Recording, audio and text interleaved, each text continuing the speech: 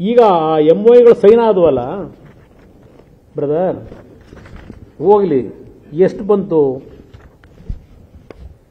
ನವೆಂಬರ್ನಲ್ಲಿ ನಡೆದ ಜಿಮ್ ಮೂಲಕ 57 ಕಂಪನಿಗಳು ರಾಜ್ಯದಲ್ಲಿ 5,41,000 ಕೋಟಿ 5,41,369 ಕೋಟಿ ಹೂಡಿಕೆ ಮಾಡಲಿವೆ ಎಂದು ಸರ್ಕಾರ ಹೇಳಿತ್ತು. ಅವರದಲ್ಲೇ ಗೊತ್ತಾಯ್ತಲ್ಲ ನಿಮಗೆ. ಅವರು 5,20 ಅಂದರು, 9,71 ಅಂದರು. ಇರ್ತಕ್ಕಂಥದ್ದು ಈಗ ಮೊನ್ನೆ ರಿಲೀಸ್ ಮಾಡಿದ್ದರಲ್ಲಿ 5,41,000 ಅಂತ ಕೊಟ್ಟವ್ರೆ ಫಿಗರ್ನ. ಹುಬ್ಬಳ್ಳಿಲಿ ಒಂದು ಹೂಡಿಕೆ ಸಮಾವೇಶ ನಡೀತು. ಅಲ್ಲಿ 1,275 ಕೋಟಿ ರೂಪಾಯಿ ಹೂಡಿಕೆ ಒಡಂಬಡಿಕೆಗಳ ಅಗ್ರಿಮೆಂಟ್ ಆಯಿತು.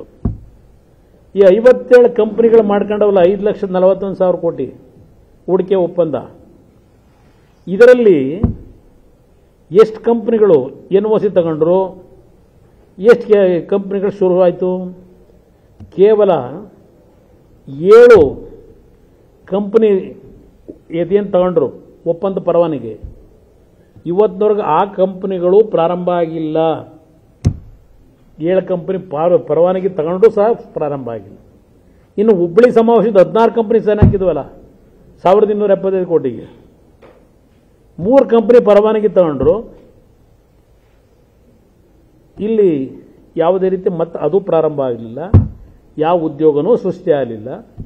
ನಮಗೆ ಗಟ್ಟಿಯಾಗಿದ್ದು 75 ಕೋಟಿ ಖರ್ಚು ಮಾಡಿದ್ದೆ ಸರ್ಕಾರದ ತೆರಿಗೆ ಹಣ. ಇದು ಇವತ್ತೇ ನಡೀತಾ ಇಲ್ಲ. ಹಿಂದೆ ಯಡಿಯೂರಪ್ಪನ ಕಾಲದಲ್ಲೂ ಬಹುಶಃ 2010ರಲ್ಲೂ ಒಂದು ನಡೀತು. ದೇಶಪಾಂಡೆ ಅವರಿದ್ದಾಗಲೆಲ್ಲ ಕಾರವಾರದಲ್ಲಿ ಮಾಡಿದ್ರು ಒಂದು ಗ್ಲೋಬಲ್ ಇನ್ವೆಸ್ಟರ್ಸ್ ಮೀಟಿಂಗ್ನ, SM ಕೃಷ್ಣ ಅವರ ಕಾಲದಲ್ಲಿ. ಅದರಿಂದ ಈಗ ಈ ಸರ್ಕಾರದಲ್ಲಿ ಇವರೇನು ಹೋಗ್ತಿರೋ ಮಾರ್ಗ ಇದೆಯಲ್ಲ, ಯಾವ ಇಂಡಸ್ಟ್ರಿಗಳು ಬರ್ತಾ ಇದ್ದಾವೆ. ಈಗ ಪಾಪ ದಾವೋಸ್ಗೆ ಬೇರೆ ಹೊರಟವ್ರೆ. ದಾವೋಸ್ಗೂ ಹೋಗಿ ಈಗ 9 ಕೋಟಿ ಖರ್ಚು ವೆಚ್ಚಕ್ಕೆ ಸಪ್ಲಿಮೆಂಟರಿ ಬಜೆಟಲ್ಲಿ ಪರ್ಮಿಷನ್ ಬೇರೆ ತಗೊಂಡ್ಬಿಟ್ರಿ. ಈಗ ಮೊನ್ನೆ ಅಸೆಂಬ್ಲಿಲಿ ದಾವೋಸ್ ಟ್ರಿಪ್ ಮಾಡ್ಕೊಂಬರೋಕ್ಕೆ 9 ಕೋಟಿ ತಗೊಂಡವ್ರೀಗ ಸರ್ಕಾರದಿಂದ ಸಪ್ಲಿಮೆಂಟರಿ ಬಜೆಟ್. ಇವರಿಗೆ ಅಧ್ಯಕ್ಷಗಳು ಮಾಡ್ಕೊಳ್ಳೋಕ್ಕೆ ಎಂಥೋ ಬೋರ್ಡ್ ಕಾರ್ಪೊರೇಷನ್ಗೆ. ಆಮೇಲೆ ಎಷ್ಟು ಜನ ಸಲಹೆಗಾರರು, ನಿಮ್ಮ ಪತ್ರಿಕಾ ರಂಗಕ್ಕೊಬ್ಬರು ಸಲಹೆಗಾರನ ಇಟ್ಕೊಂಡವ್ರೆ. ಅವ್ರಿಗೆ ಕ್ಯಾಬಿನೆಟ್ ರ್ಯಾಂಕು. ಅವನ್ಯಾರೋ ಸ್ಟ್ರಾಟಜಿಸ್ಟು. 5 ಗ್ಯಾರಂಟಿ ಕೊಟ್ಟಿಗೆ 136 ತಂದುಬಿಟ್ನಲ್ಲ. ಈಗೆಲ್ಲ ಇಡೀ ದೇಶಕ್ಕೆಲ್ಲ ಸ್ಟ್ರಾಟಜಿಸ್ಟ್ ಮಾಡ್ಕೊಂಡಿದ್ದೀರಲ್ಲ.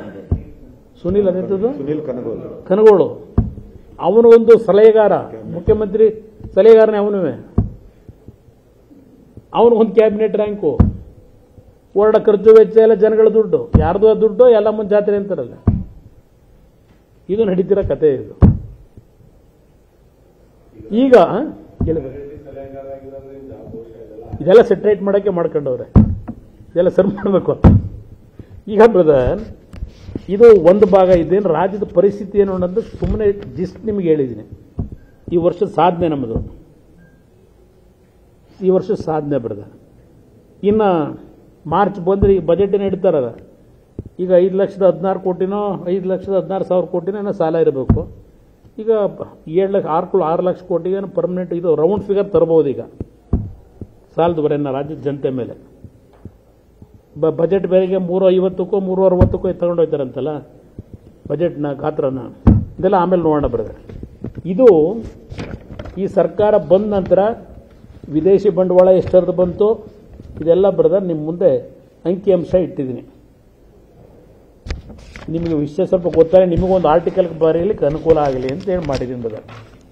ಇನ್ನು ಇದು ಎಂಥದ್ದು ಇಲ್ಲ ಅದೇ ಇದು ನೋಡಿದೆ, ದಾವಸ್ದು ನೋಡಿದೆ, IT-BT ಮಿನಿಸ್ಟರ್ದು ಎಲ್ಲ ಪಾಪ ಯಾರು ಹೋಗ್ತಾರಿಲ್ಲ, ಹೋಗ್ಬರಲಿ ಒಳ್ಳೇದು.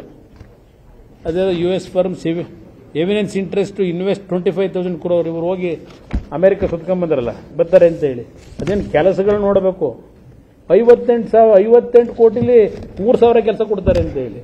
ಈಗ ಕಾರ್ಖಾನೆಗಳಿಗೆ ನಡೀತಿರೋಕ್ಕೆ ಕೆಲಸ ಕೊಡ್ತಾ ಇಲ್ಲ. ಈಗ ನಮ್ಮ ರಾಜ್ಯದ ಜನಕ್ಕೆ ಹುಡುಗರಿಗೆ ಕೆಲಸನೇ ಎಲ್ಲಿ ಕೊಡ್ತಾವ್ರೆ. ಪರಿಸ್ಥಿತಿಯಲ್ಲಿ ನೋಡಿದ್ದೀನಿ ಏನೇನಾಗಿದೆ ಅಂತ ಹೇಳಿ. ಇವೆಲ್ಲ ಈಗ ನೆಕ್ಸ್ಟ್ ಅಸೆಂಬ್ಲಿ ಚರ್ಚೆ ಮಾಡೋಣ ಬ್ರದರ್. ಇದು ಒಂದು ಭಾಗ ಬ್ರದರ್. ಕನ್ನಡಿಗರ ಮೆಚ್ಚಿನ ನಿಮ್ಮ ನ್ಯೂಸ್ 18 ಕನ್ನಡ ಈಗ ವಾಟ್ಸ್ಆಪ್ನಲ್ಲಿಯೂ ಲಭ್ಯ. ಕರ್ನಾಟಕ ಮತ್ತು ದೇಶ ವಿದೇಶದ 360 ಡಿಗ್ರಿ ಸುದ್ದಿ ವಿವರವನ್ನ ನೀವು ನಿಮ್ಮ ಕೈ ಬೆರಳುಗಳಲ್ಲಿಯೇ ಪಡೆಯೋದಿಕ್ಕೆ ಈ QR ಕೋಡ್ ಅನ್ನು ಸ್ಕ್ಯಾನ್ ಮಾಡಿ.